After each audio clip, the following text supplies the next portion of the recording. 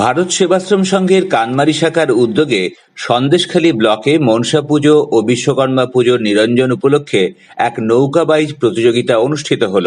সেখানে ভক্তদের খিচুড়ি ভোগ ও চিকিৎসা শিবিরের ব্যবস্থা করা হয় কানমারি মৎস্য বাজার কমিটি ও ভারত সেবাশ্রম সংঘের যৌথ উদ্যোগে।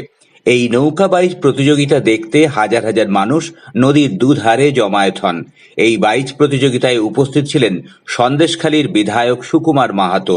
উত্তর 24 পরগনা জেলার হাটগাছি গ্রাম পঞ্চায়েতের কানমারি বাজারে এই খিচুড়ি প্রসাদ ভোগ বিতরণে সংঘের সন্ন্যাসী ও স্বেচ্ছাসেবকদের পাশাপাশি এলাকার সাধারণ মানুষও সহযোগিতায় এগিয়ে আসেন। এছাড়া স্থানীয় প্রশাসন সর্বদাই সক্রিয় ছিল। বিশেষ করে সন্দেশখালী থানা, ন্যাজার থানা এবং রাজবাড়ী ফাঁড়ির পুলিশ আধিকারিকরা প্রায় 200 বাহিনী নিয়ে আইন শৃঙ্খলা রক্ষায় নিয়োজিত ছিলেন।